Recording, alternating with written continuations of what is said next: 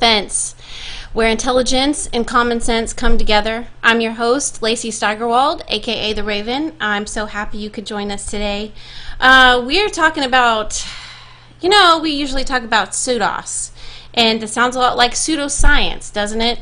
Well, we're talking about pseudoscience today, and we're talking about how it's being used as a political tool. It's being used in pseudos, in that science can be used without context, and it sounds very truthful, it sounds very logical, but in the end it's just to get you to do something, an emotional reaction, some sort of buying something or vote for someone.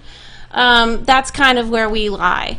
And it used to be that we're talking about what is limited to the psyche, what is limited to what we condition ourselves as far as behavior goes, what we ingest as far as music, food, propaganda, media, all that kind of stuff. That's what we're usually talking about when we're talking about the indoctrination of our children.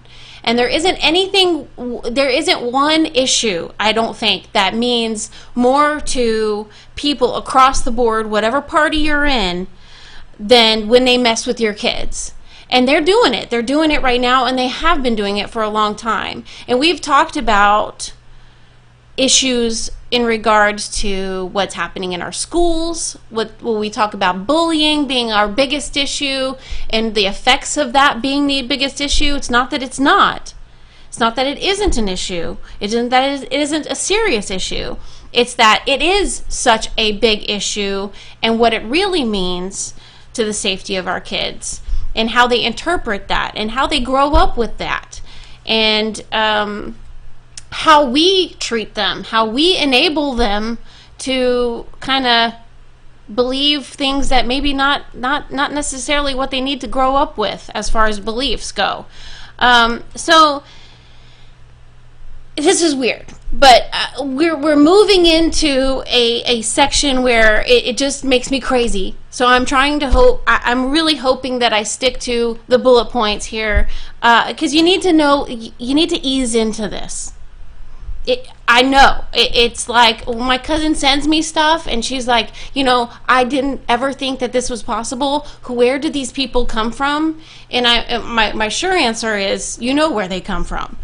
HE double hockey sticks is where they come from. But it never ceases to amaze me how the left-wing agenda has stooped in so many ways to get what they want, to get people to believe that their agenda is the right way to go, that their agenda is the civilized way to go, that their agenda will improve our civilized society.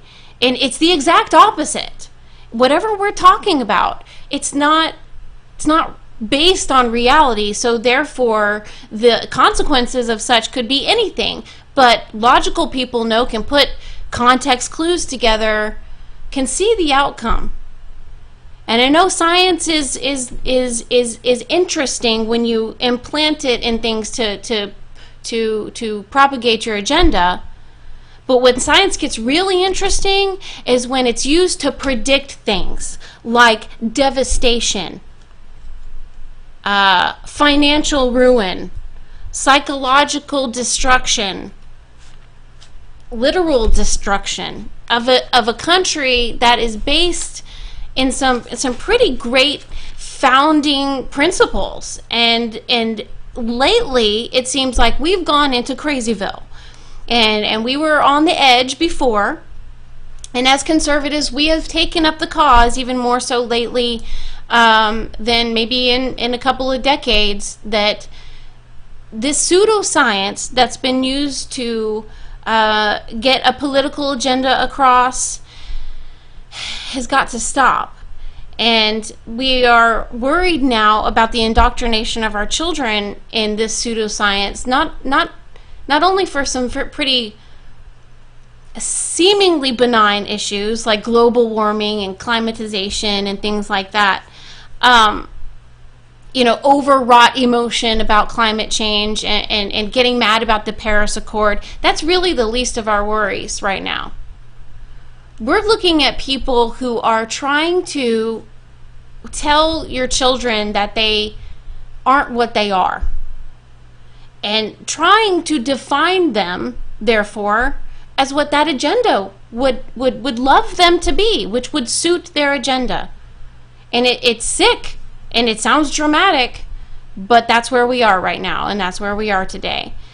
And so let's start with the basics. Let's start with some of those issues of pseudoscience and how it applies to conservatives. Now look, conservatives and let's say Christians, people who tend to be Christian, people who believe in God and kind of live their lives with principles founded in the Bible, those people are usually seen as non-scientific. People who do not believe in science. They're given that very broad swath of paint, and they don't believe in science. They also aren't very tolerant, therefore. They're very narrow-minded, and they don't understand that. And the truth is that couldn't be further from reality. Christians are extremely tolerant of many religions. They quickly identify with people who are of some spiritual belief, more so than people who just refuse to believe anything at all. And will embrace those people and talk with them intelligently, and then that's how it's supposed to work. That's what leads to tolerance. That's what leads to understanding. It's not that we're converting anybody or they're converting us. It's tolerance.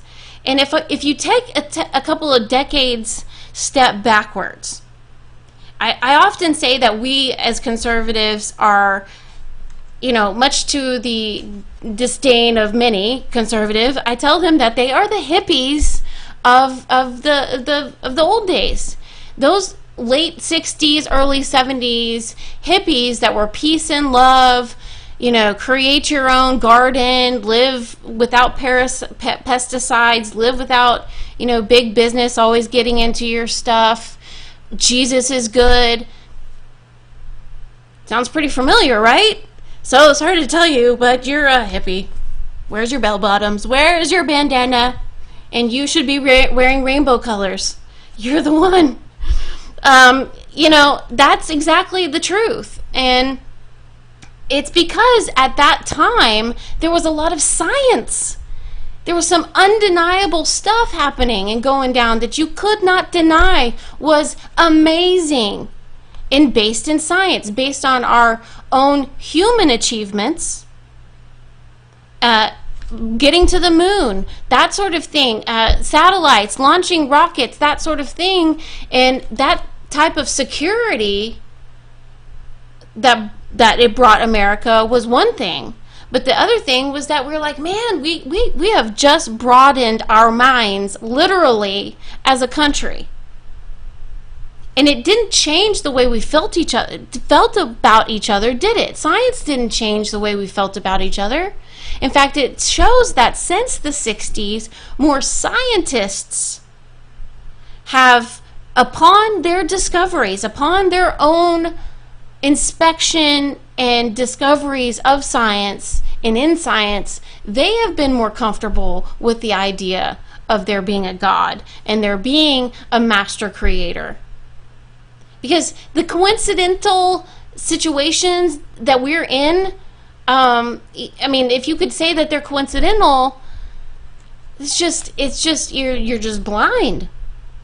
The masterfulness of it. And let me just give you some examples of why Christians are even further validated in their Christianity and their belief in God through science.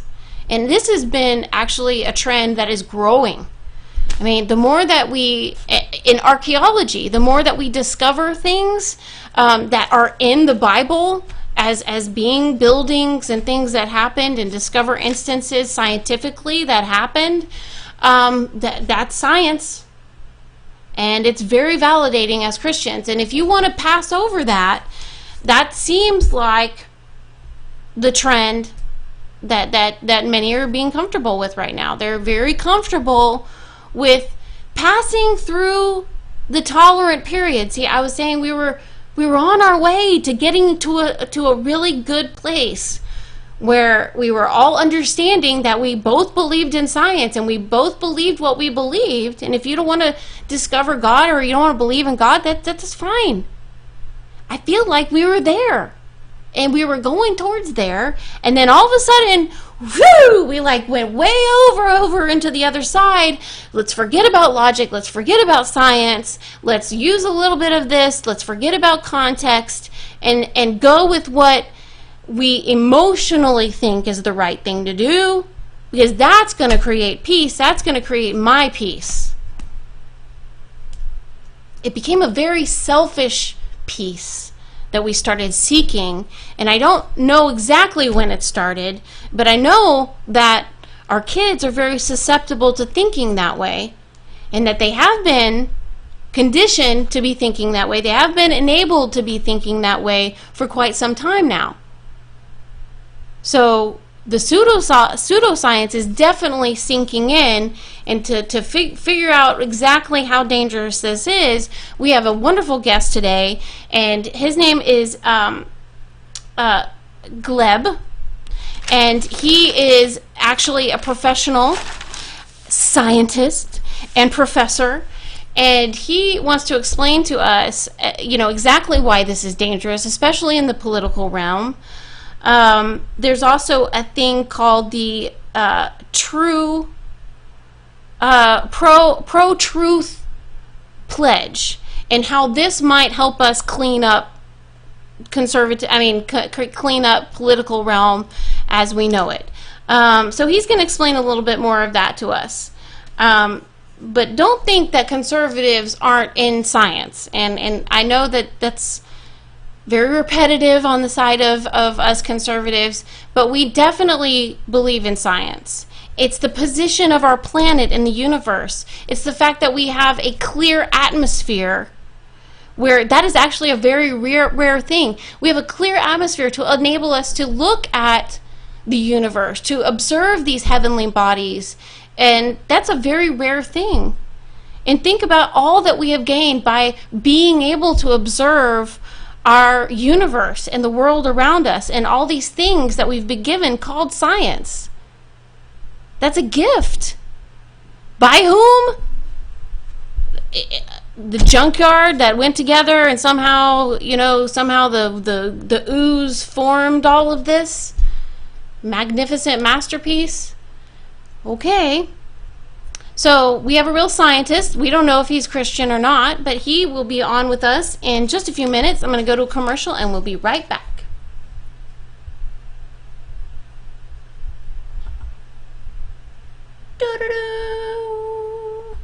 You are listening to the Exceptional Conservative Network. For more information, go to www.theexceptionalconservativeshow.com.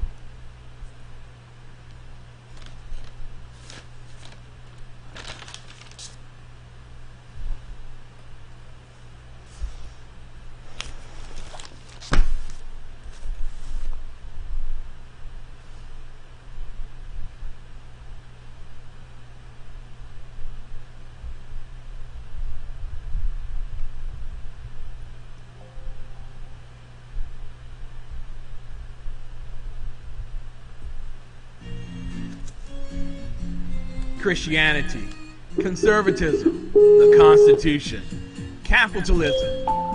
Our This amazing service is host at the provided in Exceptional high Conservative definition Network by free broadcasts conference 24 call hours a day, 7 days a HD.com. Please week. enter your access code Go followed to the by the pound or hash exceptionalconservativeshow.com sign. right now. Join us in chat by clicking on the TECS tab, Bible Study tab, or TECN tabs. TECN. Access code Spreading accepted. the good news to the ends of the earth. We'll be back after these messages.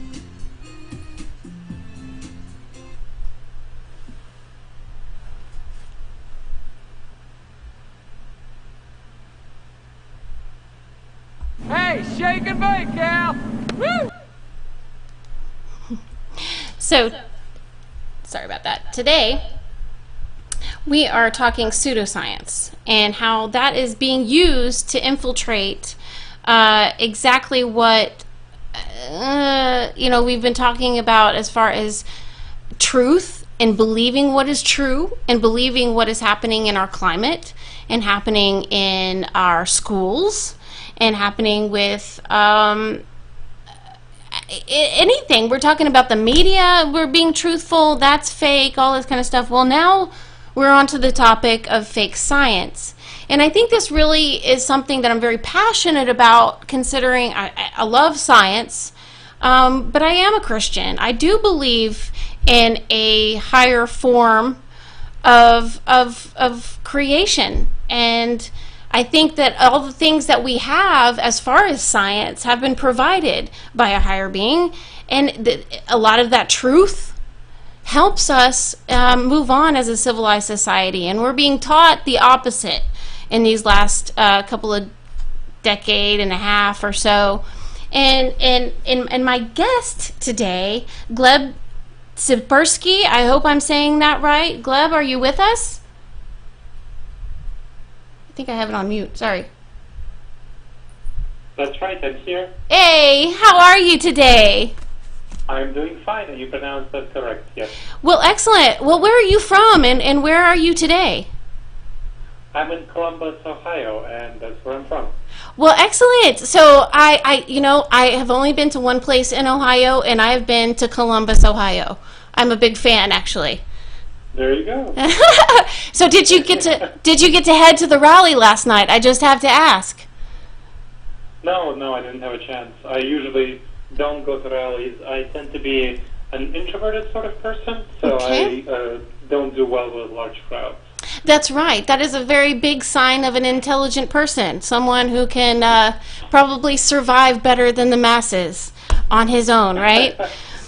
Yes, I tend to kind of, just being in that sort of environment is a little oppressive for me, so Well- I tend to not do those very well.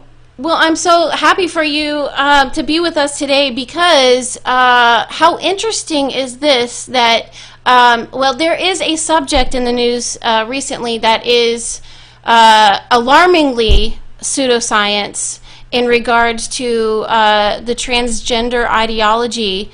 I don't know if we want to talk about that today, but that's a very serious issue today. But there's also the other kinds of indoctrination that we are getting when they use science and not use the full context of science. And you have a thing, that you are advocating for, and that is truth, and trying to get some level of compromise here on what is really accepted as truth. Can you tell us a little bit more about that? Sure, happy to tell you about this. So this is informed by how we can actually orient toward the truth. Now, I'm not saying what is the truth, but what we're doing is we are looking at the behavioral science on truth-seeking, and there's a lot of really great research on the psychology of orientation toward the truth, meaning what are the kinds of behaviors that would cause us to orient toward the truth. And so I and a group of other behavioral scientists have gotten together and looked at these behaviors and have laid out 12 simple behaviors that research shows are really likely to orient us toward the truth. When people say, tell the truth, it's the same thing like my wife went to a doctor a few years ago and he told her, hey, you need to lose weight. Well, that doesn't really help you if just the doctor tells you to lose weight and doesn't tell you what does it mean to lose weight. Mm-hmm. What are the behaviors that will get you to lose weight? So she came home and she cried and she wasn't happy and she didn't actually do anything. Yeah. Well, when somebody tells you that speak the truth and they don't tell you what are the behaviors involved, it doesn't really help, does it? So what we did was figure out what are the behaviors that are associated with speaking the truth, with truth-seeking. And folks can go, who are following along with us, can go to protruthpledge.org. Okay. Again, that's P-R-O, truth, T-R-U-T-H, pledge. Okay. You still there? I don't know why that did that. fact-check information to confirm it's true before accepting it for yourself and sharing it with others. Right. Reevaluate if your information is challenged and retract it if you can't verify it. Defend others when they come on their track for sharing true information, and even when we disagree otherwise. Ask people to retract information that reliable sources have disproved, even if those people are my allies, and celebrate those who retract incorrect statements and update their beliefs toward the truth, and more behaviors like this. So anyone looking at this can pretty much evaluate that, yes, if someone practices these behaviors, they will be oriented toward the truth. And what we want to do is get all people, ordinary citizens and public figures, especially politicians, to commit to these truth-oriented behaviors, take the pledge and stick to them.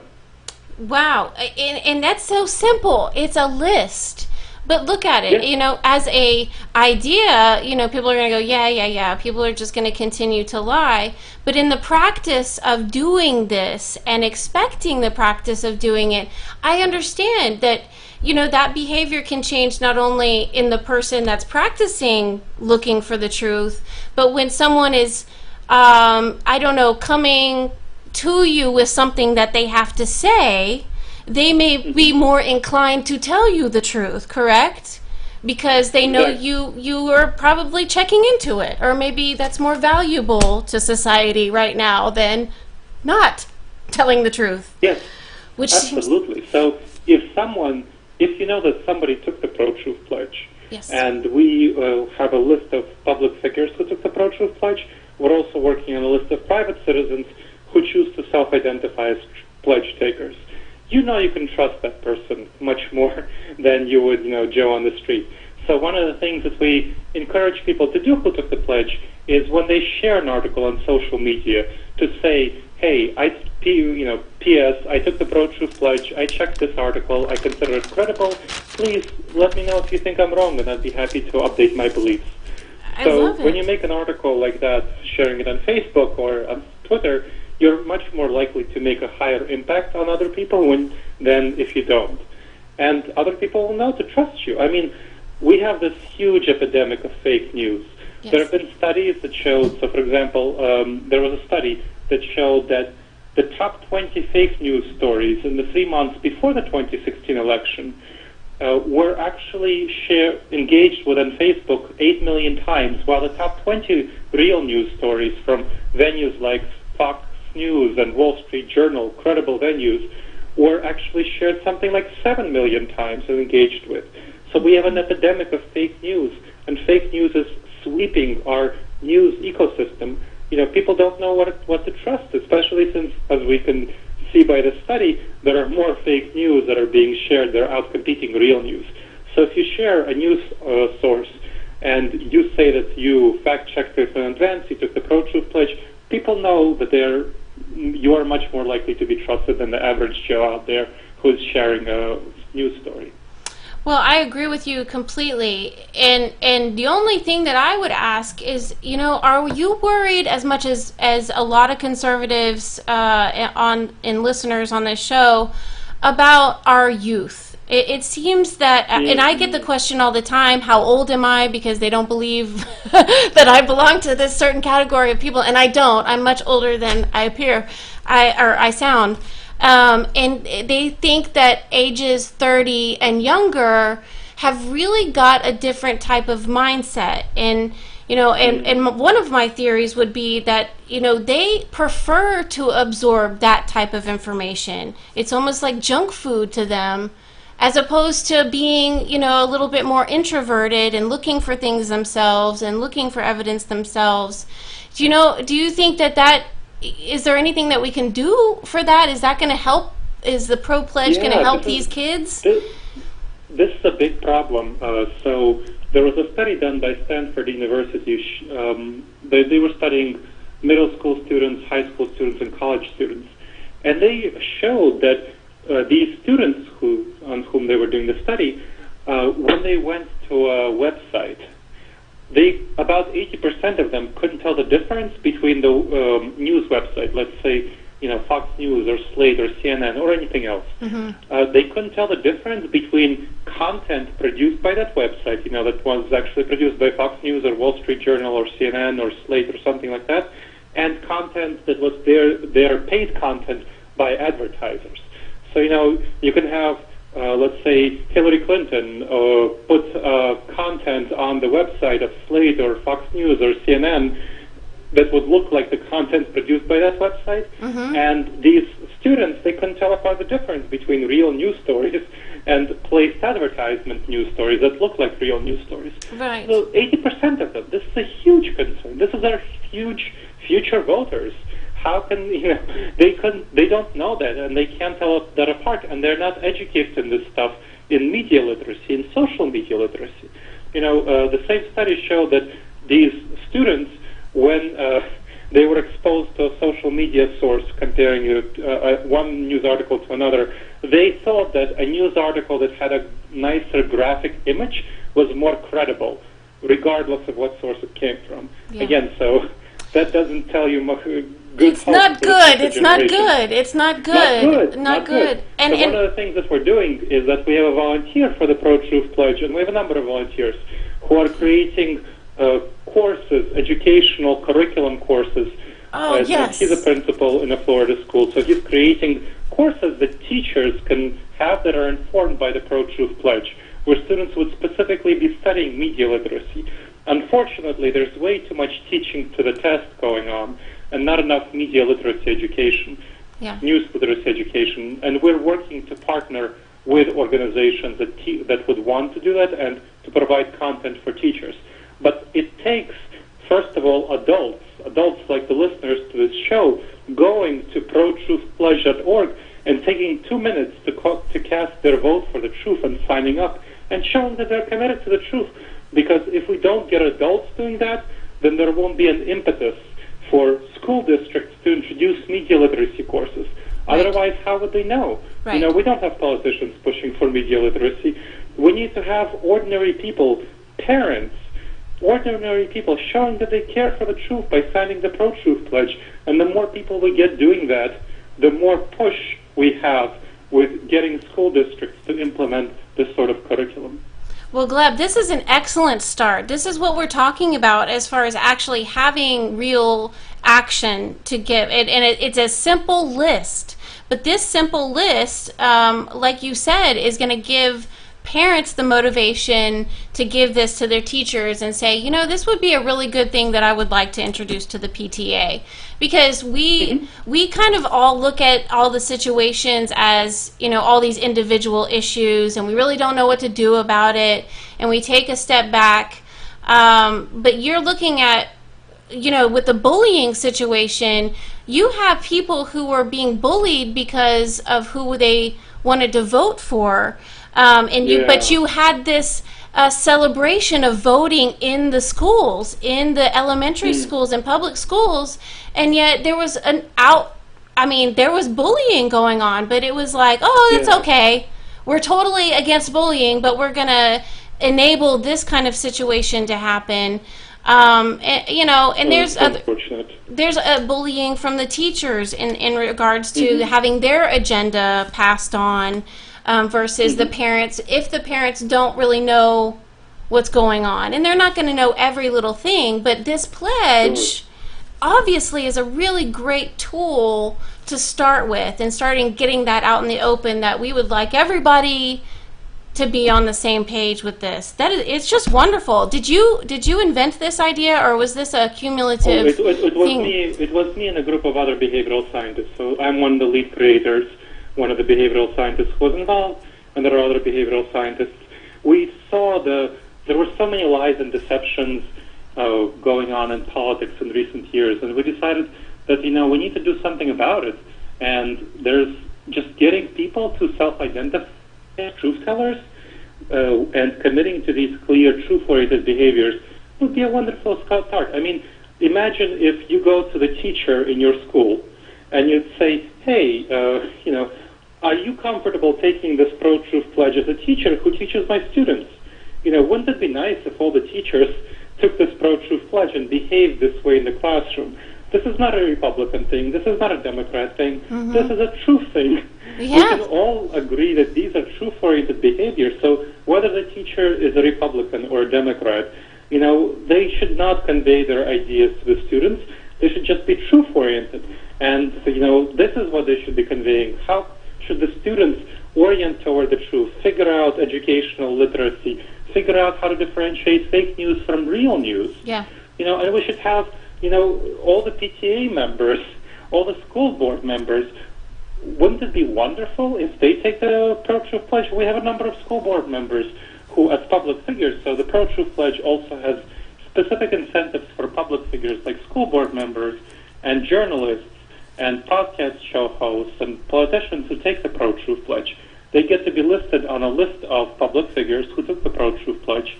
They have their information, a paragraph about why they took the pro-truth pledge, and their personal websites is then sent around to all the people who signed the pro-truth pledge. And they get then monitored. So people who signed the pro-truth pledge, they have a choice, they have an option of then monitoring public figures who took the pro-truth pledge. So, for example, there is a school board figure, Patricia Blochiak, in Cleveland, Ohio, who took the pro-truth pledge, and now she's being monitored to make sure that she sticks to it. Wow. And we have a number of other school board figures who took it. So parents can then take the pro-truth pledge, have their teachers and school board members to take it, and then monitor them to make sure they stick to it. Well, now So that they have an accountability system to make sure that they are accountable that for is just their wonderful. work. That is just wonderful. It is brilliant. It is fantastically brilliant. It is a non-political tool, and it's putting it back in the hands of those who would say, well, define fake news and that sort of. Well, we're not trying to define anything. We're not trying to define truth. We're trying to define what our common ground is, what our common understanding is, and that just makes everything more peaceful. It really does.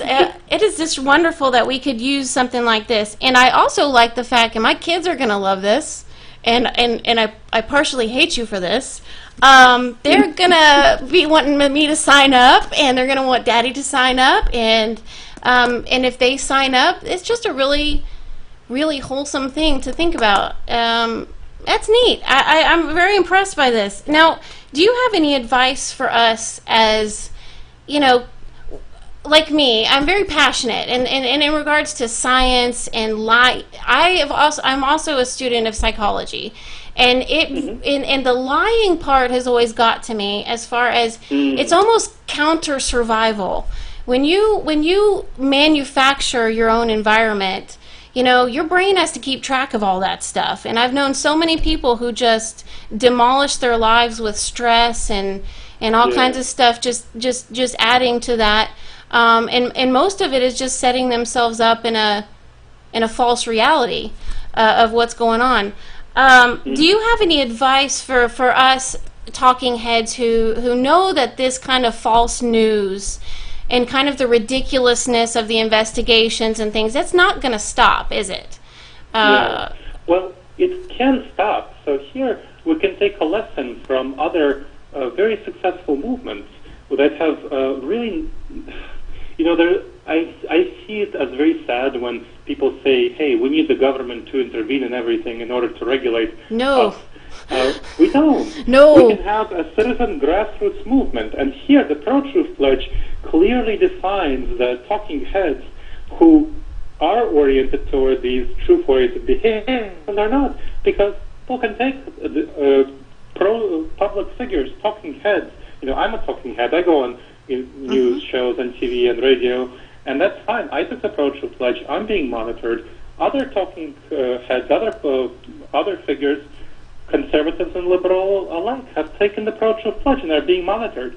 And others have chosen not to take the pro-truth pledge, even though that they were exposed to it and they find out about it.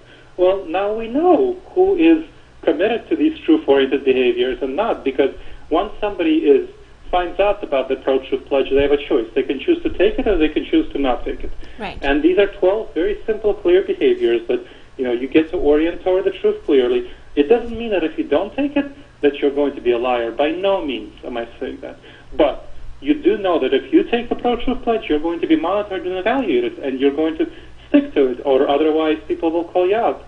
So if you choose not to take it, the pool of people who choose not to take it will then grow smaller and smaller and more likely to contain people who want to just not take it so that they can lie. Yeah. So here you create clear incentives. It's like the Better Business Bureau for Yes. businesses. Yes. You know, a business that doesn't have the Better Business Bureau badge on its website doesn't mean it's a bad business. But you have why a much didn't higher you join? likelihood that Yes. the one that has the Better Business Bureau, since it's being monitored, is a better business. Right. I've been a part of a business who's had that question a lot, and it was, they had all kinds of excuses why they didn't want to join that Better Business Bureau. But I tell you, it cost us more in PR trying to explain why we weren't a part of that organization than if we had just joined the organization. Not my organization, by the way. And I think there was some pretty legit reasons why they weren't a part of the Better Business Bureau. But I get what you're saying as far as, just putting it out there as far as, okay, if you're going to stand to the point where you're going to accuse others of being liars or coming forth with false truth, then it should be at least your responsibility to say that you're willing to go forth, and argue the same, as far as what your truth is. And so, Gleb Tsipursky, I am very blessed to have had you with us today, and I hope that you will come back, because literally you are the first scientist other than my husband who is willing to come on and tell us the truth and argue for truth and justice and something that's really going to make our civilization safer and move us forward, rather than trying to live in some false reality and absorbing all this false news and stuff. It's just not very healthy, and we're seeing that in our adults today. They're behaving, and I'm not being simplistic. You've got teenager-like mentalities sticking with these folks. They're not growing up with maybe some real experience that they should have. I want everybody to go to the www.protruthpledge.org. Please go look into it and take it. You have nothing to lose. You have nothing to lose. And if you know somebody who's a talking head like us, or a legislator or anything like that, please send them Gleb's way. He can tell them why they need to take this pledge. Thank you. And I assume you will yourself take the Pro-Truth Pledge as well? Yes, you will be monitoring me soon. I've got all kinds of pressure here now. Oh my gosh. I'm being monitored as well. Oh, and also, well, exactly. And I'm going to go monitor you, because I can monitor you, right? Everybody can monitor each other. That's the point.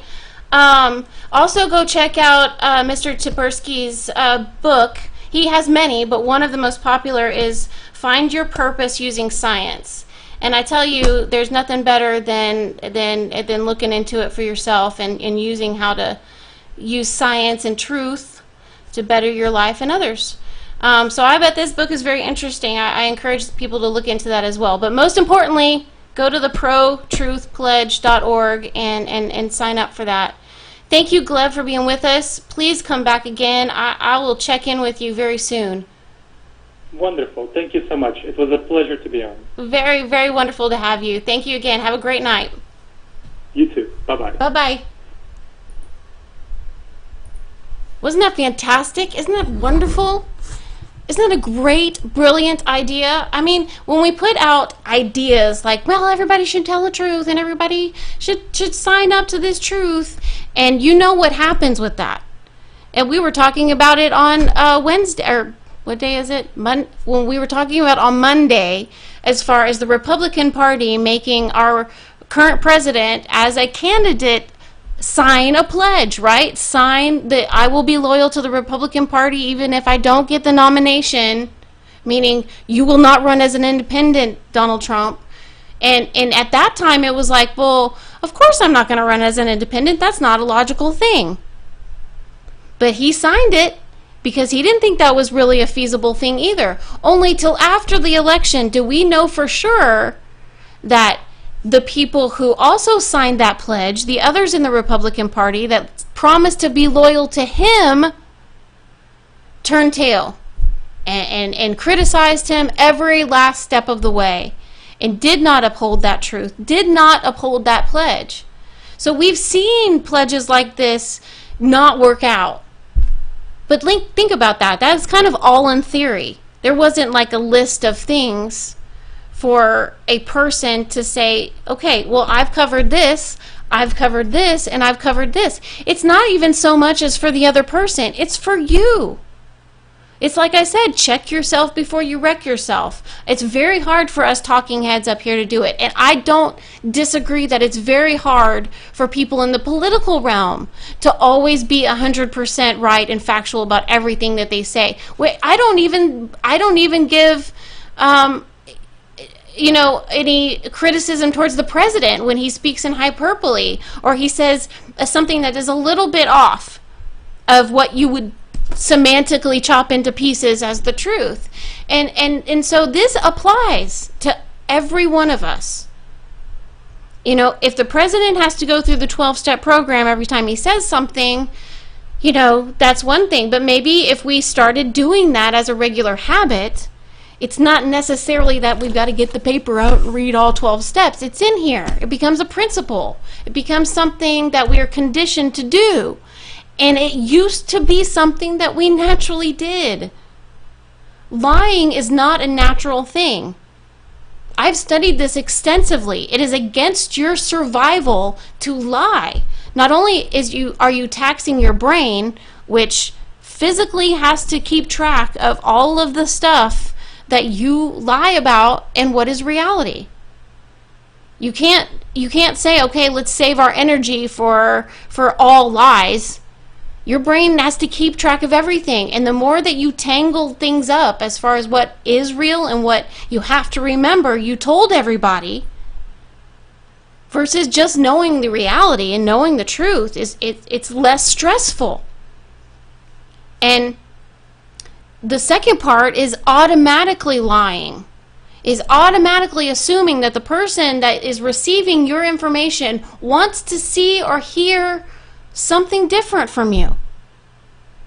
And that's the other plague that's out there, and especially in regards to our kids, and that they think that they have to be something else. They literally think that anything is better than what they are. We naturally kind of think that way, all right? We naturally kind of think, anywhere else is better than here. Anything else that's different is cool. We want that adventure. It makes us move on to better and greater things and think out of the box, and all of that stuff is very, very healthy for us. But the literal insistence that you are not pretty enough, that you're not ugly enough, that you're not really an underdog, that you're not really a victim, that you aren't cool enough because you're not a victim. These are weird things to think about, but that's why parents and people of my generation are at such a loss. Because they're like, why do you want to look like a freak? I mean, you're like crazy freakish looking. No, I'm just kidding. But, getting to that understanding is a little bit more complicated these days. And then you have this social outlet media that is on steroids. It's the rumor mill on steroids. Everything that we dealt with as kids, and having mean people in our world, and people who stereotyped, people who hadn't learned how to be a normal human being yet because they were kids. Those mean kids is part of life. Going through puberty and having to deal with those mean kids and life is natural. It sucks, but it's natural. And we all have to go through it. And afterwards, there's a great deal of knowledge to be gained. And it seems like there is a movement to pass over all of that. You don't need to actually be what you say you are on Facebook. You don't actually need to be where you are when you're talking to your husband. You don't actually need to be a doctor or a scientist or a real journalist. You can say whatever you want to say. It doesn't matter how damaging it is. It doesn't matter if there have been educations based on how to prevent damage from the types of things that you think that you don't need skill in order to do. Again, go to protruthpledge.org, www.protruthpledge.org, and take the pledge? What have you got to lose? So that you're going to be a watchdog, you're going to get a bonus point. It's actually an opportunity for you to be on the upper end. Now the key is you got to actually do it. You actually have to practice what you preach. And that's also very hard. But a 12-step little kind of checklist there is not hard. And the coolest thing about it is the tool that it provides for parents, like Gleb said, to take that to your school and say, hey, look, there's a lot of talk about, false news out there, and we know that we're not a part of that. We're not susceptible to that so much. Wink, wink. You don't want to push any buttons. That's the hardest thing. You don't want to be that parent. Because trust me, those teachers, they know who your kids are, and you don't want to run the risk of them not getting to the class that that is the greatest teacher, and it's a real fear. It's stupid, but this is what we deal with in public school systems. So if you can come with a neutral pact and say, look, this is what I think would be a really great campaign. It's very exciting. And teaches our kids a lot about research. Make it science. It's the one thing that you can still get away with, and it's calling it science. So use that excuse. The Democrats do, the liberals do. They call everything science without context. Use the science. Tell them that this is a really great way of teaching how you can research and know that the information that you're getting is truthful and from a reputable source. It's a wonderful campaign. Thank you, Jesus, for Gleb Tsipursky and his group of crusaders who are out there to help us, help each other, come to a better understanding using intelligence and common sense, coming to the fence, and it's not convincing each other of our truths.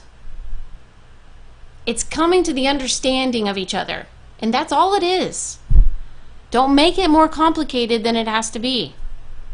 But I think we had a really good discussion with Gleb, and I think he's right there with what I'm saying as far as how dangerous it is to allow that space. Now, like what I said, is that kids are at this age of going through before puberty and after puberty.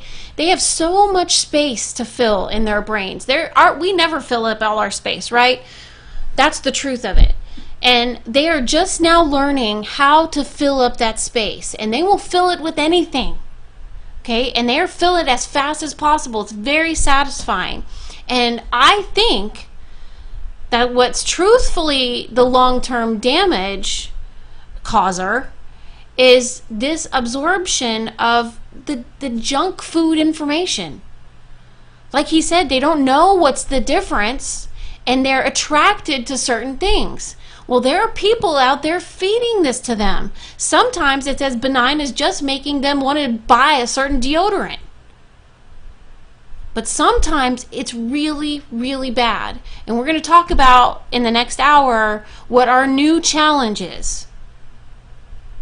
And, enabling is one thing. And that is not paying attention to what your kids are absorbing, not turning it off when it gets to the point where it's nasty, not questioning false ideas. And I'm not saying questioning them, I'm saying ask your kids where they got that idea from. If it did come straight from their brain, then offer them a challenge. Give them something to think about that might be contrary to that false idea. You don't have to make them feel bad about themselves. That's not necessarily where we got to go with this. But it's not brainwashing to tell your kid that they shouldn't hate their leaders based on what their name is as far as their political party. We don't go there. Hate is a very, very horrible word. And it's used like it's nothing. It's used like it's nothing. And hate is hate. It's born from evil. And you know what? I am a hate group. by the way, it's changed from I do hate speech to a hate group. If you are preaching the truth, if you are using even science, if you are a scientist, if you are a doctor, no less, if you are a pediatrician and established yourself and your success and your career and those who you associate with in the same realm, and try to produce truth with that experience and science and information and wisdom and care, and knowledge of damage and results as those experts, you are now a hate group. Yep, you're a hate group. We'll be talking about that. I was astounded to watch last night. I kind of was just not thinking as bad.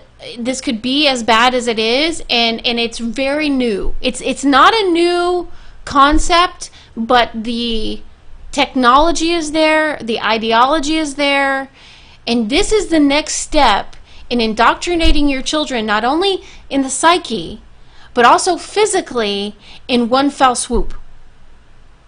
This is where they are willing to go. And I'm not talking about your everyday Democrat. I'm not talking about your blue dog who just wants the best for America and cares about their children. Because trust me, when they hear this, they'll be talking to their own children about false ideas and about pseudoscience. Trust me. Because it's weird. It's way out there. And we'll talk about it in just a minute. Hang with me at, 5:05 your time, Eastern time. It's about 4 o'clock my time, Central, here in Texas, in the Lone Star State that I love. I'm going to take a break. I'm going to drink some water, and we will get back into it. And hopefully your kids are not with you. I'm not going to put an explicit warning on this. I will try to keep the language non-French. I will try to keep it cool, but you're going to lose your cool when you hear this. Like I said, there isn't any one subject that all parties of people freak out about more than when they go after your kids. Your kids can't defend themselves against this. You and I mean, no matter how smart we are or how intelligent we are, where our intelligence lies, there's a lot of different intelligences. Wherever that lies, as adults, we have the ability to engage or not engage and absorb or not absorb. But our kids, they don't have that ability. You are in charge of what they absorb. And they are little sponges, and they will absorb it all if you let them. And you can't let them. You have to do some hard work on this. And it's really crazy because we think that the hardest work that we have is maintaining the base education that we give them, whether that's a Christian education or whatever. We're constantly fighting to keep that in them because we know it's very important. They're not gonna hold on to it all the time. They're gonna always question these things, but giving them that foundation, that context to work with, is very, very important. And we think that's our biggest issue right now. Well, hey, there's more. There's more! Good God Almighty, there's more. I'll be back in just about 5 minutes, I promise. You are listening to the Exceptional Conservative Network. For more information, go to www.theexceptionalconservativeshow.com.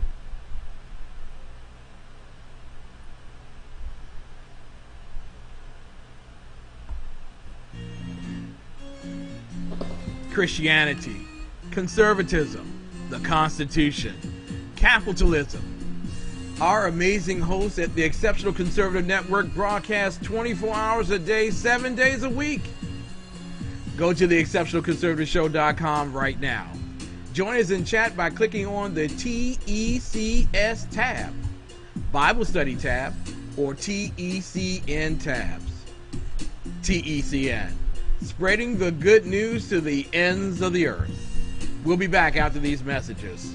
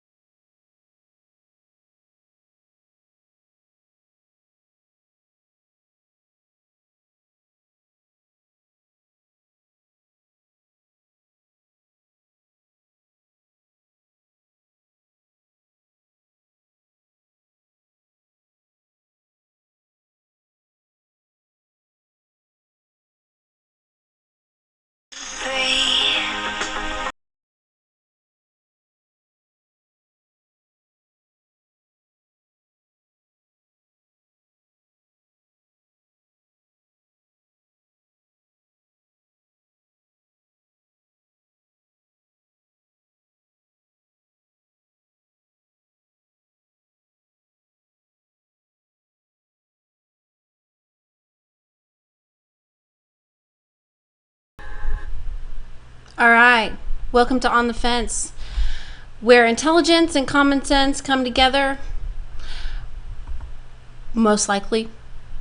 Today, there's not a whole lot of logic. There's not a lot of common sense. You're gonna have some trouble with this one today. Now, in our previous hour, if you missed it, we had a wonderful guest who was talking about the social behavior, the psychological behavior of all of us when we talk about truth and what we are telling people is truth and what we believe is truth and what we're putting out there as truth in an environment of false. And I've been talking about deciphering the truth in this environment of false for a long time, and it's getting to the point where that's not even the problem. The problem is that you don't really have to work to decipher it anymore. You just have to stop it from absorbing in. And the danger has been there.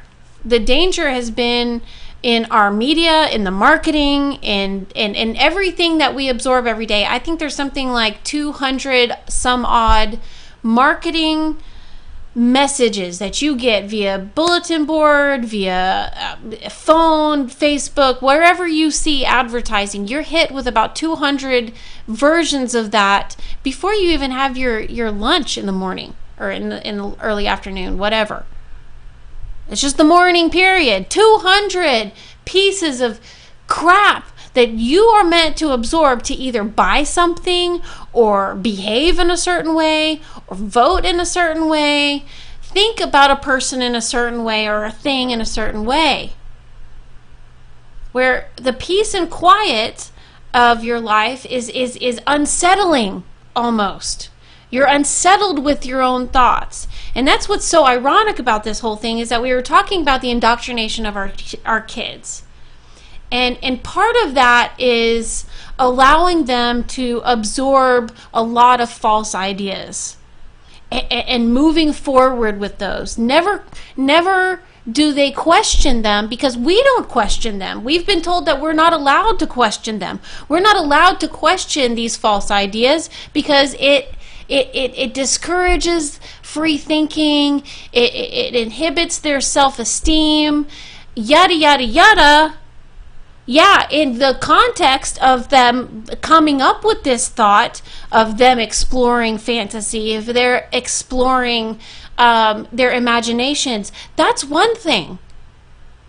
But you have them in an environment where they are constantly soaking up information.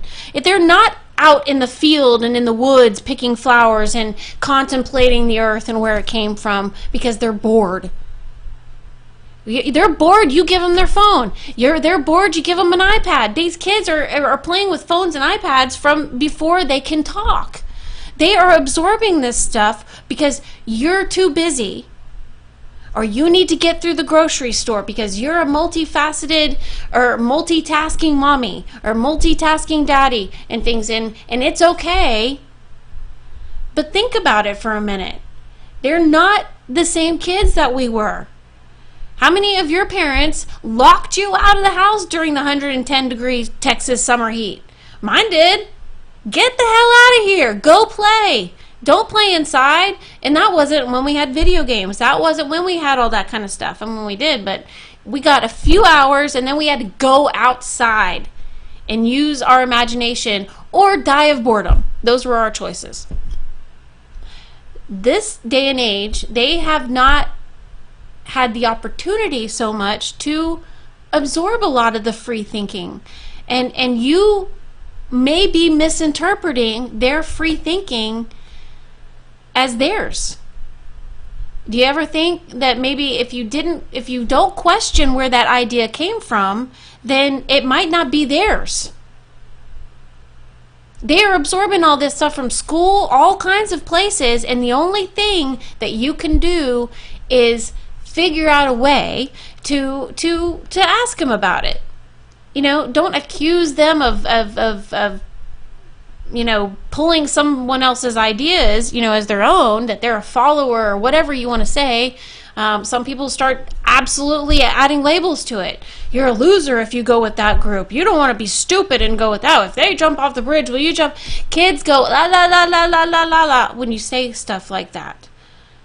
Don't. That's true. That part of it is true. But say, you know, like, hey, so where'd you hear that from? That's not anything weird. And if they say, I heard it from school, then, you know, instead of saying that's wrong, offer them a challenge, offer them a separate idea. And the reason why I'm saying this is that you have got some in this society who are actively changing their own children. You don't need other people to come influence your kids behind your back because you're doing it to them yourselves. It's one thing to not monitor what they're playing online or watching online or talking on their phone or, you know, monitoring what they send each other. There's that. And yesterday, we were watching Tucker Carlson, and there was another guy who also preempted this. His name is Kevin. Geez, I have so many notes here. Okay. The doctor's name is Michelle Cretella, and she is a representative of the American College of Pediatrics. And she was on Tucker Carlson last night, and she was warning that the transgender ideology is got some certain aspects to it that are very much child abuse. And so, of course, she has landed herself a solid position in the hate group category. Welcome. Welcome. You know, just to premise this, I really love everybody as far as transgender people, gay people. There's a dude at Chick-fil-A. So if you think, by the way, that Chick-fil-A is against transsexuals and homosexuals and things like that, there is a transgender dude. And there's another dude that has also worked at Chick-fil-A that I also really admired because he liked to wear hair barrettes and a bow tie and a what is that guy that smashes the watermelons? He has a mustache like him, barrettes, and a bow tie. And he's awesome. I love him. And you can't go wrong if they do their job right? And they do it with a smile. And there's another guy who's very new that I've recently seen. He is beautiful. He's gorgeous. And he looks like she looks like she has the heart of an angel and works at Chick-fil-A. So anyway, that blows that theory out of the water as far as Chick-fil-A is concerned, as being against that. But also, I am not against transgender. So if I'm in the transgendered hate group, that's news to me. And I believe that there are children who eventually feel that that is the way that they have to go. They eventually, it's not only that they're gay, they really need to be the woman they are inside, if that's how they feel. But according to science, the numbers and things that we go with, 95% of children who have any type of confusion or any kind of thing that they're going through as far as what their gender is, 95% of children go through puberty and into later puberty. If they go all the way through that, they end up being comfortable with their healthy bodies and moving on with that. So if they're gay at the end of all that, they're still gay, and that doesn't change. They're still very happy with their bodies as they are. They don't feel like it's necessary to go through any drastic measures to change that. Well, apparently there is this circumstantial ethics out there where some people have decided that these kids shouldn't have to go through puberty. That not only would it help them move into their new transgendered bodies quicker and more efficiently and prettierly. That's my new word for the day, prettierly. It would help, they say, in the transgender ideology if these children who have not gone through puberty yet or have just started puberty would be great candidates to go through stuff like puberty blocking therapy or puberty inhibiting therapy. And this is done through puberty blockers and inhibitors, which are very bad things. They are drastic measures to help things like cancer spreading and endometrial tissue spreading and real gynecological issues and cancer issues and things like that. It's meant to put your system on hold. And they argue that if you put your body on hold at the right time, then not only will you not have to go through the trauma of experiencing your own natural hormones, but it makes the transition into your new gender, meaning new surgeries to get rid of all that stuff and make you into the new gender, the one opposite of your birth, just to be clear, which also coincidentally sterilizes you, that would be an easier thing for kids to go through who are struggling with gender identity. And these therapies are happening to children as young as 9 years old. And I'm thinking, what? And Tucker is going, what? Like he got to the point where he was like, okay, I get why they think that, you're saying that you, this pediatrician, Mrs. Michelle Cretella, that they're saying that you don't really care about children because you don't want to give them this ability to get to a different gender faster and more efficiently.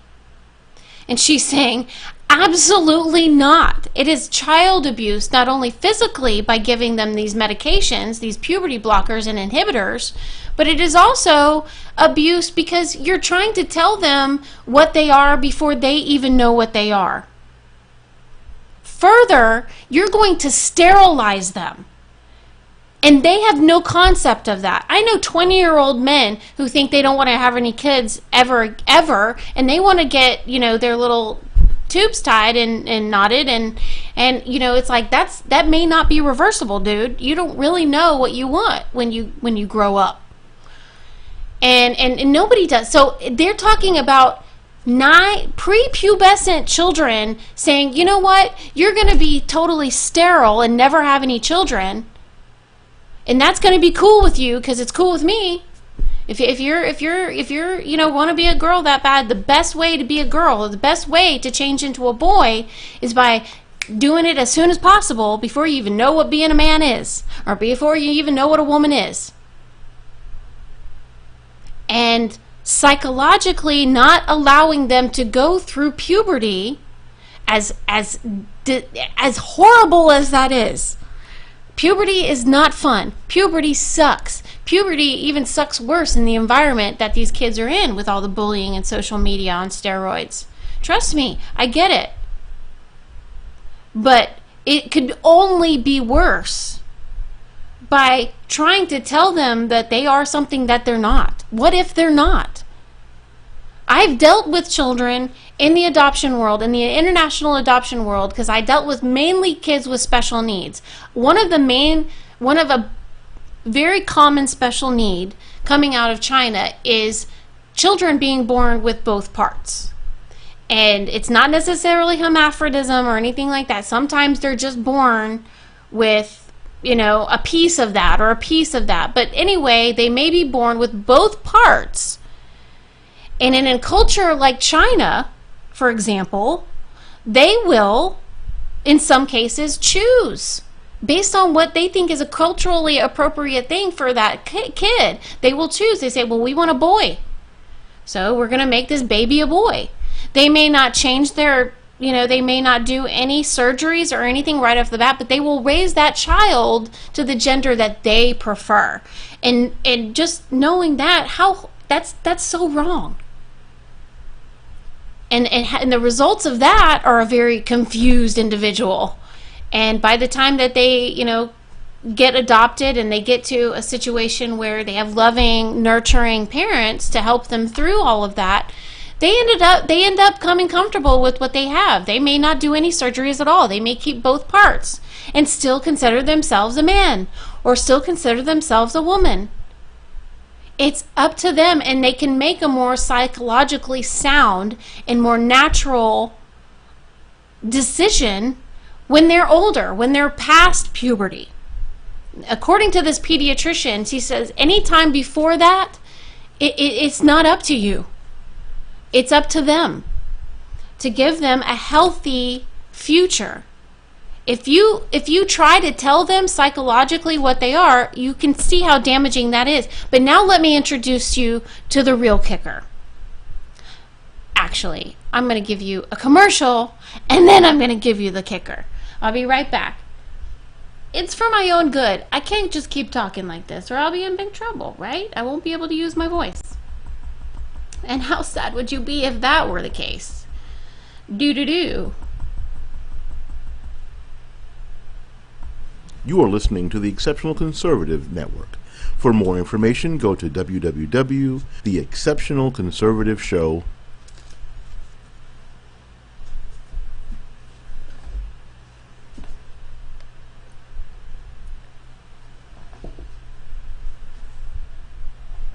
All right. It seems as if you either win or crash the car trying to win. Well, Dick, here's the deal. I'm the best there is, plain and simple. I mean, I wake up in the morning, I piss excellence, and nobody can hang with my stuff. I'm just a big, hairy American winning machine. If you ain't first, you're last. You know what I'm talking about? That phrase is trademark, not to use it outside. All right. So what they're saying, okay, so we were talking about the guest last night from the American College of Pediatricians, which you can assume is a group of able-bodied experts who are advocating for the care of children, not a hate group. But apparently, top story, when I went to go look this up, hate group. Tucker has the Michelle Cretella, and her hate group representing all against transgender ideology. And she says, right off the bat, she says, we are in the business of helping all children live a healthy life.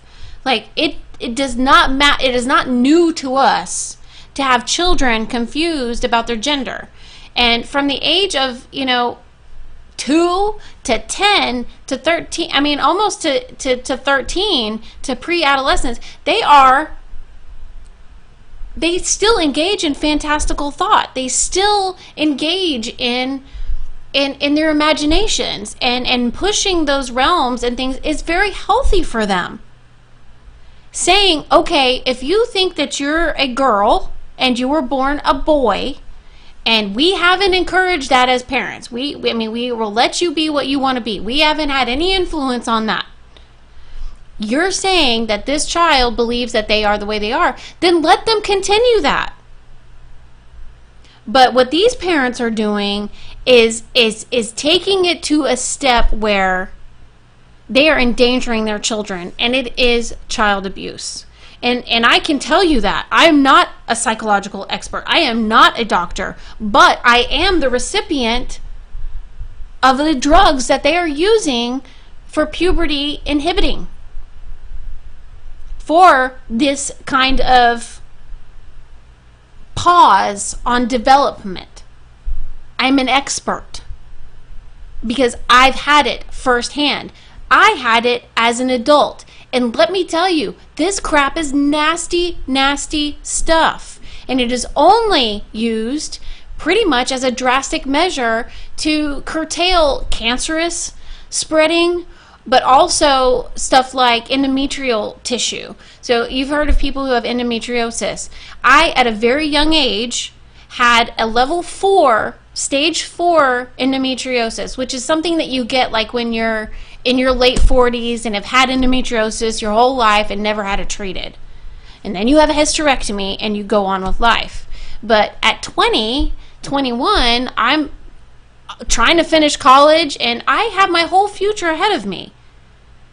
It's not like I want to have a baby at 20, and it's not like I don't want to have babies in the future. But this will destroy my insides if I let it.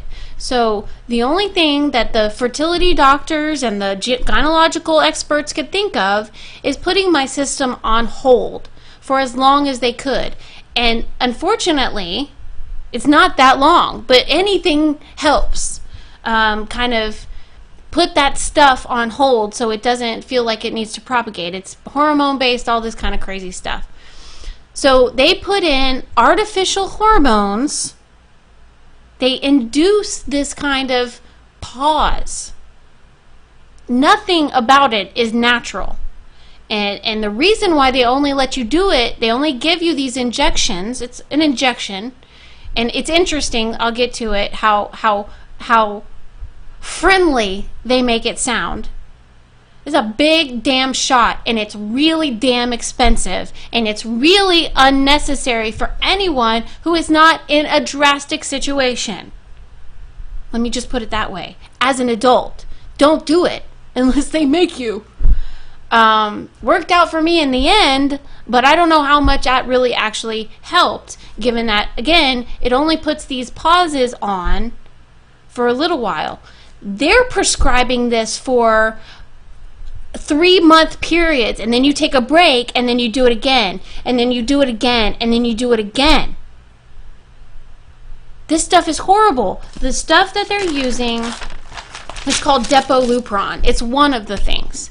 And this is the thing that I was on. It hasn't changed in 10, 15 years of what kind of chemical crap they will put in your body to make it stop working. Literally puts your body on hold. They'll paint it as your body thinks it's pregnant. So it's not producing a menstrual cycle. It's not producing all of those hormones and things. But it's not that pretty. It's totally artificial. Your body doesn't think it's pregnant. It's just stopped. And it's really bad for that to happen. In fact, it has been proven that it causes memory loss and cognitive problems. So I just threw myself out under the bus, and now you know why I'm so ridiculously retarded. Because of this Depo-Lupron. It also really screwed with my hair, and I'm not over that yet. It's okay now.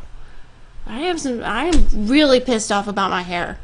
But the memory loss, and when I say memory loss, let me explain something to you. I was on my way to work frequently, and for one instance, let me just tell you, I was at a stoplight, and I realized that I had no flipping idea how I had gotten there. Literally could not recall for the life of me the past 5 minutes of my life. Gone. And this is what happened when I was on Depo-Lupron. I would be at now obviously I was functioning up until that point, but it is terrifying. It is absolutely terrifying. It is the next thing to amnesia. Not being able to recollect an inkling of what has happened to you in the last 5 minutes is terrifying. Now, I am an adult at this point. I am a college graduate almost at this point. I've got it in there, what I can at least survive on as an adult. You're applying this drug to a child. I have heard that it has been administered to children as young as 9 years old. As far as this website that I went to, because like I was saying, what kind of doctor would do this? Obviously not the American College of Pediatricians, who are staunchly against this and fighting this like mad, so much so that they are called a hate group because they're public about it. There's a Dr. Karen Selva in, I'll give you 50 guesses which state she lives in. Or he. Karen could be a guy, I guess. But it's in Oregon. You guessed correctly. I know it took you all of one guess. You can go to transactiveonline.org if you want the smiley face version of what transgender, what do you call it? it's they have a wonderful term for it. It's the conversion. It's to help with the conversion. That's a real thing.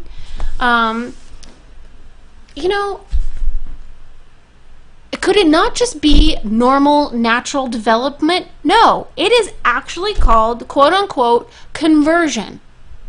And it's helping with the conversion, which is not science, because according to science, until they are through puberty, they are not done converting yet, naturally. And you artificially inducing something to make them convert earlier or smoother or whatever you have imagined that to be, Dr. Selva, is beyond me. But just hear me out. She explains that it worsens individuals' gender dysphoria. I didn't have time to look up gender dysphoria, but that is also, quote unquote, a scientific real thing, according to transgender ideology, that the gender dysphoria worsens in individuals if you don't do this transgender therapy. So that is one way that they can explain why they do this to children, why they abuse children in this way, psychologically and physically. Because it worsens the individual's gender dysphoria by not being exposed, this is an addition, by not being exposed to one's own sex hormones, administering cross-hormone therapy for transition is even more effective. So basically, if you stop their ability to even experience what a normal boy would experience or a normal girl would experience as far as growing boobs, starting their period, if you spare them from that reality, if you spare them from that, they will be much better off going into the, transition, the conversion. It'll be easier for them, okay? Keep that in mind. It's easier for them, not you psycho parents trying to make something out of your kid that they may or may not be. That's the whole point. I'm not telling you that this is not true, that they identify as the opposite sex that they were born with. I'm not even telling you that. But you're telling them that. It is no different than you living in China and deciding it when they're born. It's no less than that. And anyone out there who is in the transgender ideology, calling others a hate group for saying that this is child abuse, you have lost your flippin' minds. So at the Transactive Gender Center in Oregon, they will give your kid this Depolupron. They say that it's better if they've already started their really started going into puberty. So like a little bit of the exposure is not so bad. It's actually better. But if you could just prevent most of that exposure altogether, so they don't even think about what they could have been or gonna be.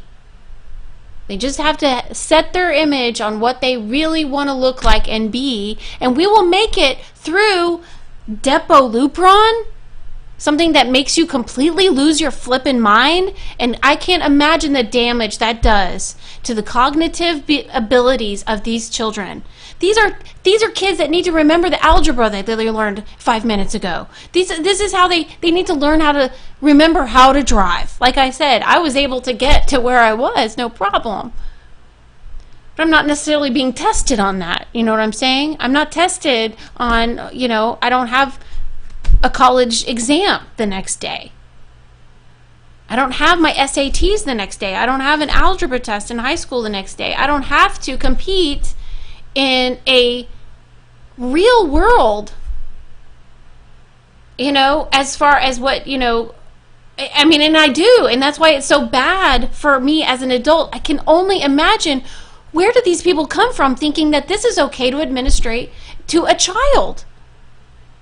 You cannot give this to a child. I know. And also, by the way, it causes horrible hot flashes. If you have any doubt about spontaneous human combustion. Let me let you in on a little secret. It is a real thing. All you women out there who are going through the menopause and having your hot flashes and stuff, I feel you. And I actually feel you a little bit worse, because this stuff is so bad that it's like, it's because it's not natural. So it makes you do unnatural things. It makes you go from a cool 97.8 degrees to 117 in 5 seconds. And you don't even understand what is happening to you until you have melted or exploded. It's real. It's a real thing. But imagine giving that to a child. Why would they do this? Why would they do this? But according to this website, and in one of the paragraphs, this is what I'm saying.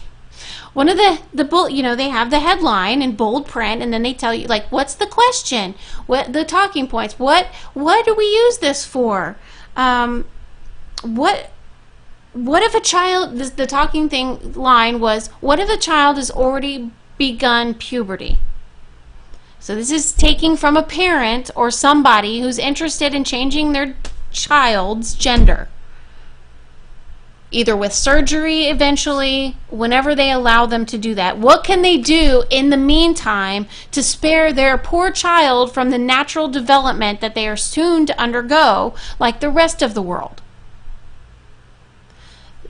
The doctor says, well, what if a child has already begun puberty? That's the bold headline. Underneath it is the answer. And it says, in all caps, and then a little smiley face next to it, even better! Exclamation point, exclamation point. So not like, here are the age groups where we recommend and do not recommend. It's, oh goody, you're at the point where we want you to be, so you come in and get your transgender therapy started. Look, people, they are literally creating their ultimate voter. And I know that sounds dramatic. I know that doesn't sound real. But let me tell you, that's what it is. They have been literally not very successful in using the abortion argument. On paper, if you claim that whatever is in here is just a body part, that on paper, according to insurance companies and according to the government, we are all the same. Physically, on paper, we are the same. You know what is interesting about writing? Is that when you write something down and make sure that the written thing is the only thing that goes, you don't see the truth. You don't get to look at the truth for yourself. You have to take it, their politically correct words for it, that this is what's going on. That these children are traumatized by having to go through puberty because of their particular situation. Well, their particular situation might not be anything out of the ordinary. But according to the transactiveonline.org, it would be child abuse not to let them go through this therapy. Smiley face, smiley face. It's in a time where the government is willing to pay for transgender surgery. So all of a sudden now it's okay to start pushing the boundaries. And they're pushing into your children. They want to take their identity away. And if they can physically do it and mentally do it, so these children have no idea what happened to them, they're going to go through puberty and be something that they may not want to be. And what kind of mental state are they in then? And combine that with cognitive and memory damage from the drugs that your parents administered to you. This is way worse than Ritalin, you guys. How many people are totally against the Ritalin thing? All of our friends who were a little overactive or a little hyper may have been born warriors as children, and their parents gave them Ritalin. They're so screwed up. Not all of them, but we knew that was screwed up because that's not really healthy for them. We know now that there are plenty of other nurturing situations and things that we can get them so that they can nurture those feelings and that hyperactivity and stuff naturally. Ritalin is like the last resort. Due to science, due to observation. Puberty inhibiting drugs, puberty blockers, they cannot tell you that this is safe. These have not been proven in children.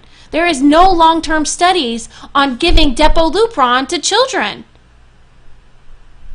I was like one of the youngest people that they gave to Depolupron because my stage was so immensely bad. It was really, really bad. And I didn't know if I wanted to have kids. And, in fact, at that time, I specifically remember saying, I'd probably be okay without having kids, but I don't know that. Not because of puberty or anything else. It's because I don't know where I'm going to be in 10 years. I don't know, but I certainly want to have all the choices that I can have. I don't want someone else telling me that I'm not going to be able. I don't want a disease telling me that I can't be what I want to be. And that might be a mother someday. But if I don't want to be a mother someday, then at least I'll have that choice. I don't want a disease telling me that. Guess what, people? Get the memo. Puberty is not a disease. Being confused about what you want to be when you grow up is not a disease. Being a child who thinks they're a boy or acts like a boy or acts like a girl when they're born a boy, that's not a disease. Just like you were so vehemently right about being a homosexual is not a disease. But here is this transgender ideology throwing logic, science, and common sense out the window so that they can have people on the books that never go through puberty, never have the ability to have children.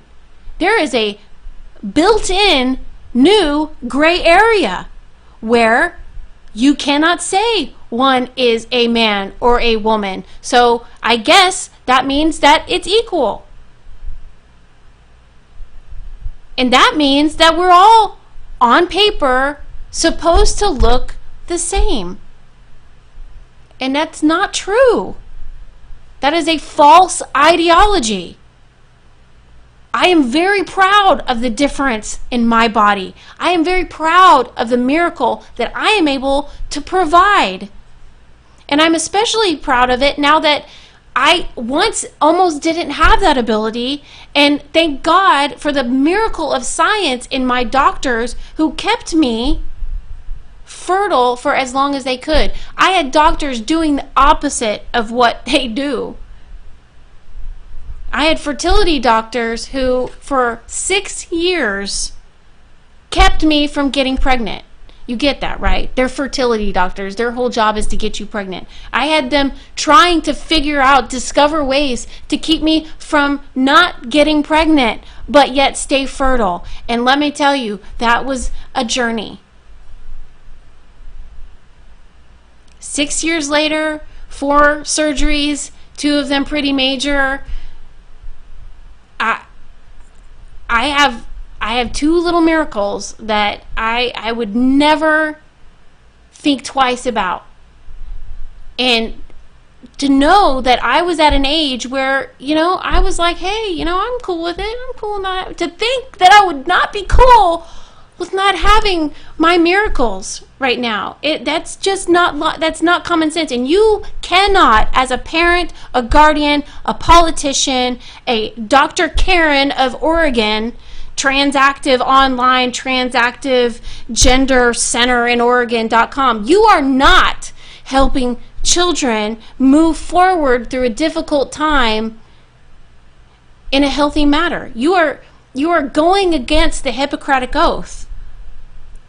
And if that doesn't mean anything to you, if that's not a pledge that means anything to you, at least you could go to this pledge called protruthpledge.org and sign up. You know what? I'm going to send her a damn email.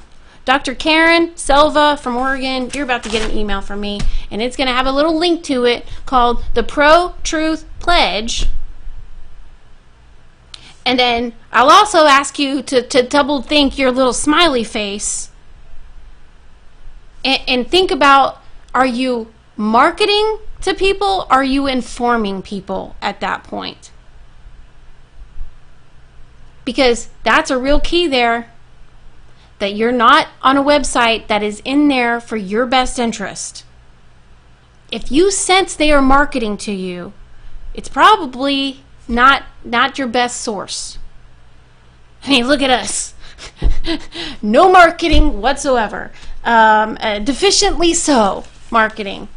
But this is something that, I really need you to take a deep breath about and say, you have to look into this for yourself and what people are doing to these kids. This cannot be allowed to happen.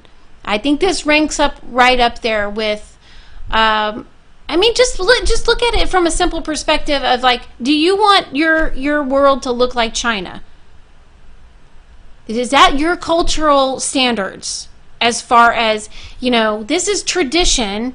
We find more value in boy, or we find more value in girl, or here in America, we find more value in transgender, changing our child. What does that do for you exactly? Because you're going to tell me it's for the child, but we've been over this.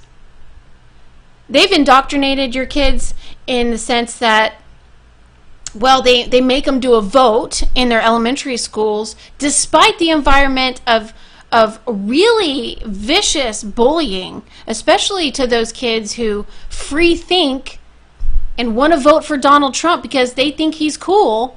They get bullied. They get bullied by their own students. By their own friends, by their own teachers. So when they come to you with this idea and you kind of go, where did they get that from? Like, that sounds very adult. That's a sign. Not saying you need to belittle that idea, but give them a challenge.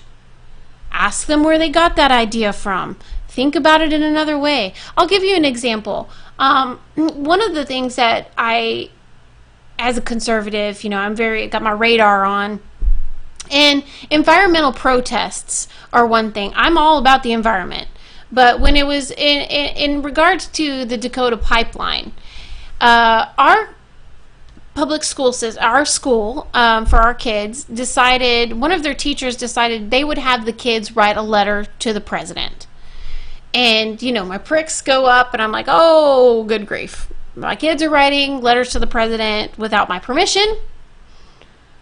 And then I think, okay, that's okay. That's allowed. That's okay. I probably did that and my parents probably never knew about it. But the difference is that my parents probably thought it would be something really respectful, right? My first thought was, oh my gosh, what is this teacher having their kids write to the president? Because the environment is very negative. And any regards to having a child kind of be your battering ram just really irks me. I don't really like that. But I had to take a step back and say, okay, well, here's the deal. The Native Americans are our watchdogs in this regard. They are the actual spiritual beings that we have here in America and elsewhere to tell us where we're going wrong with this kind of stuff, to tell us what we need to watch out for, tell us that, they're not going to tolerate anything happening to their rivers and things. Good. Thank God we have them. But then my second challenge to them was to make sure that they knew, who was actually protesting and what were they protesting and what was going to be the result of that. What was the compromise that the other side was offering? And so we just talked about it more. I really, I had the first reaction like, oh my gosh, but I offer my experience so that you can say to your kids, okay, because they're getting these ideas. I mean, they're getting these, if they go to a public school system, if they're on Facebook, if they have a phone, you're kidding yourself if they haven't absorbed a majority of this junk food type information. You're kidding yourself. And I commend nerds out there, because you know what it is, the difference between having a steady diet of junk food information during those critical years of your, crazy. Look, when teenagers are crazy, they're crazy. You were crazy when you were a teenager. You had thoughts all over. Your brain was all over the place. You wanted to be good. You wanted to be bad. You wanted to be different. You wanted to be the same. You wanted to be included, but you wanted to not be like everybody. I mean, that's all the emotions in the rainbow I went through. And I think about my kids and what they're going to go through, and that's why I'm so intent on giving them the context that they need to kind of have some reference periods. If you don't give them anything, they're going to fill it all in. And the more they fill in with this junk food information that you don't even know that they're consuming, like they may be junking it up in the middle of the night. They're junking it up at school. They're junking it up after school while you're at work. You don't know what their ideas are if they're not very talkative. And I'm telling you that it's cool to be a nerd, all right? It's cool to be one of those people that doesn't fit in with everybody right now. That your biggest excitement is, maybe getting together with your nerdy friends and talking about Dungeons and Dragons and stuff, and having these little intellectual, ridiculous conversations that if you were an adult you would shoot yourself over, or, you're just thinking, oh my God, this is Geektron 2000. I think that it doesn't matter what the subject matter is. That is more quality information that you are experiencing and will propel you forward, even if you don't feel like you could go out and be social and be the belle of the ball or the social butterfly. Don't. And what's sad is that you've got so many more natural nerds, so many people who are naturally inquisitive into books and to real science and figuring things out for themselves and wanting to take nature walks instead of being on the computer.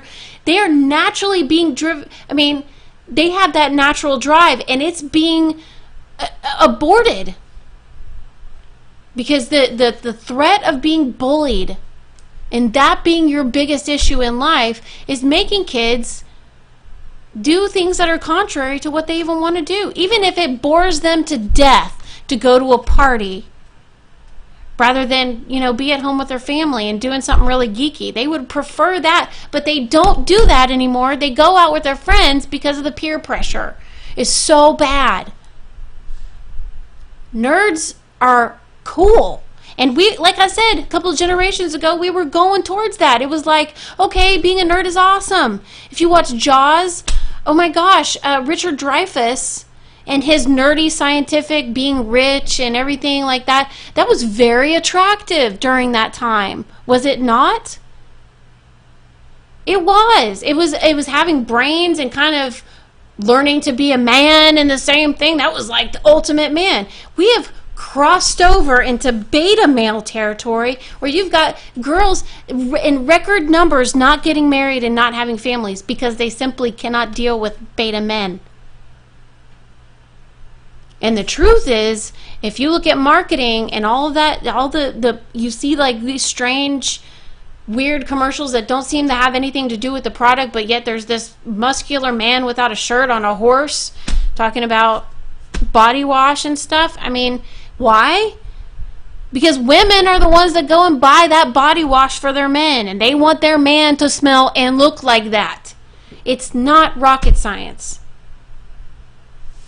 But you've got nerds who are going away from the healthy information and junking it up with this mindset that they don't grow out of. You have kids who are vehemently opposed to people who don't believe in climate change. And it's not that they don't like people who are actually environmentalists. It's that if you say the words, I don't believe in climate change, you have said the magic words that make them tune you out, discredit you, lose all respect for you, no matter what your successes are, no matter how many credentials you have behind your name. Once you say the magic words that are the truth, you are a denier. And they believe this so vehemently, and that's where the danger is that they have been conditioned to believe this, and their parents never told them that was a false idea, never suggested to them that might be a false idea. So now they're like, my parents never told me anything different. My school never taught me anything different. Nobody ever tells me anything different because they're stupid. They don't understand. They don't care. They don't believe in science. Look at the science that these people have put down. It's not anything but the truth. That's what they believe. And when you give them the stuff that they were missing, the true parts, or part of the truth that they were missing, it's like holy water. It's just, they're mean, they're violent, they turn on you like a snake, and they will flat out lie and market something else to distract you, confuse you, or drive a wedge between you and that expert.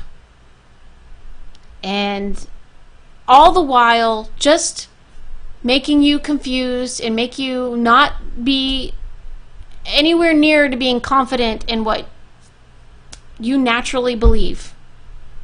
Your natural beliefs are something that you should definitely question. It's not natural for women to breastfeed. It's not only women that should be breastfeeding. It's not a natural thing to breastfeed. No, I'm saying it wrong. I'm sorry, I'm saying it wrong. Their special magic sentence is, it is not natural for women to breastfeed. And this is the intent. Let me translate. That if you are a woman or a man who wants to breastfeed, it's okay. Because it's not a natural thing. Humans are the only ones that drink milk after da-da-da-da-da-da. That's not even like real science. It's not even real. But here's what I'm saying, is that they are using someone who they can make you perceive as an expert in that area on science and tell you that, oh, it's okay. We've discovered that you don't really have any natural instincts to breastfeed your children. So if you don't want to do that, or if you're, really offended by people who do that in public, or if you want to breastfeed something even though you don't produce that naturally, that can be natural too. That can be seen as natural, because this isn't really, natural isn't a real thing. So anything can be natural.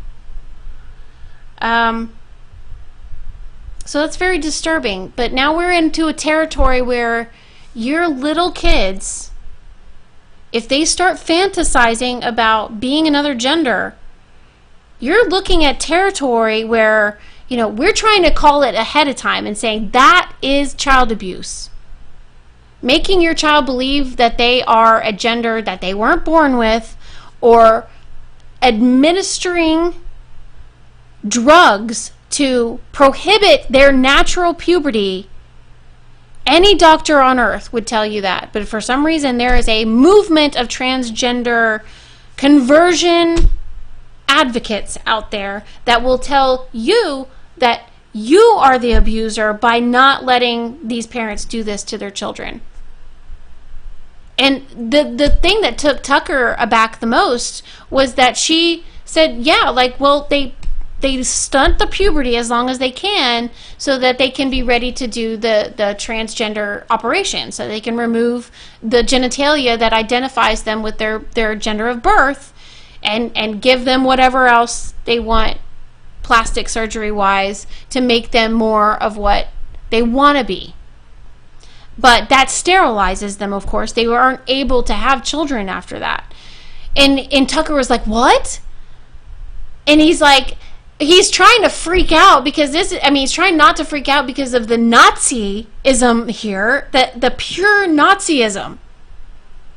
So I'm talking about, cultures where they choose the gender of their child. That's one thing. But physically altering children for a political agenda because and enabling that to happen because those children will grow to label themselves under your moniker.